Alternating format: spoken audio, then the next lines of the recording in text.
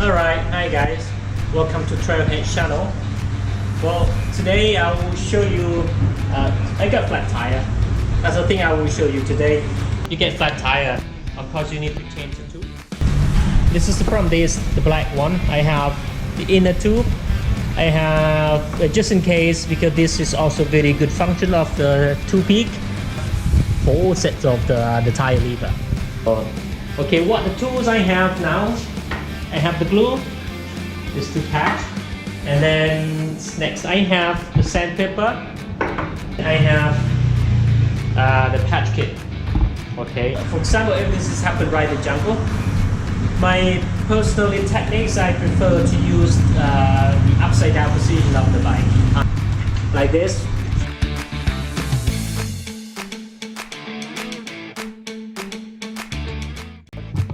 After you got a wheel out from the bike, so it's much easier if you can make sure you have the air is not anymore in the tube.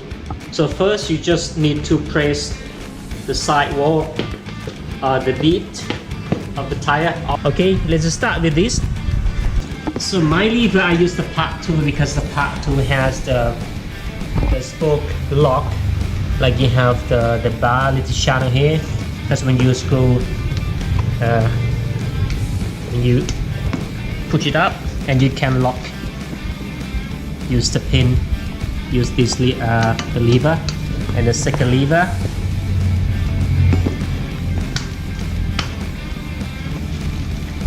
Not that too far from each other, it will get lighter and not damage the tire lever. This is plastic material, it is not that super strong.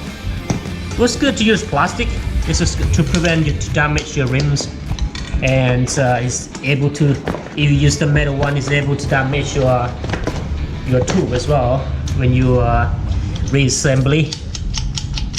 Alright, then just before you do everything, you have to check the tire, make sure it's not any like extra pin right in the tire.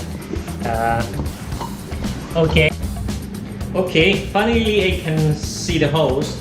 Okay, I'll use this one. Okay, the next step, I will do the same. But first, you need to blow out the air again.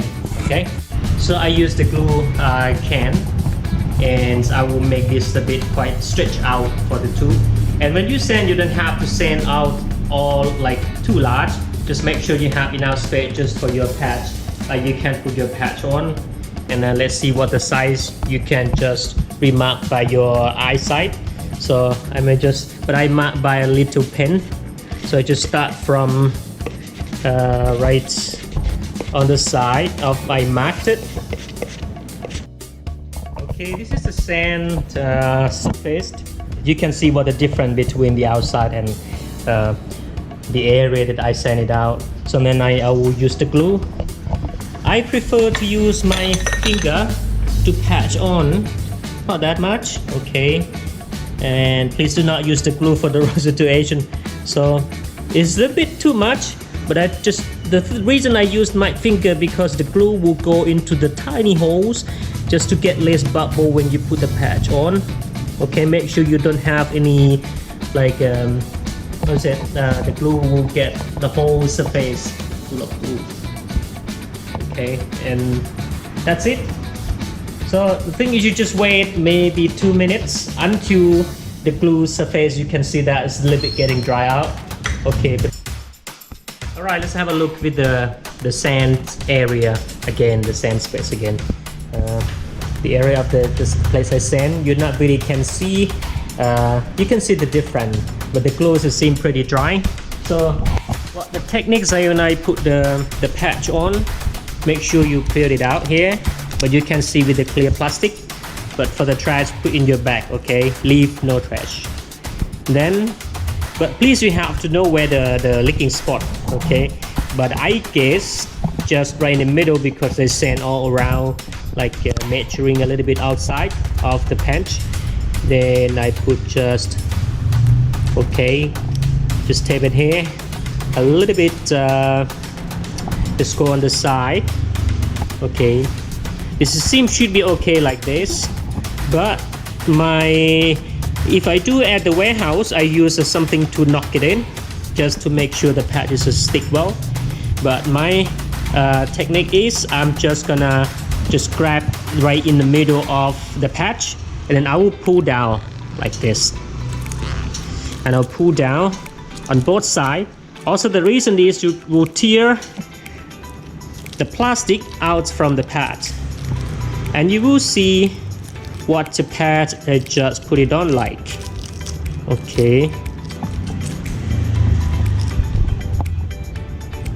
see, you're not gonna see any way of the side like just get leaking again.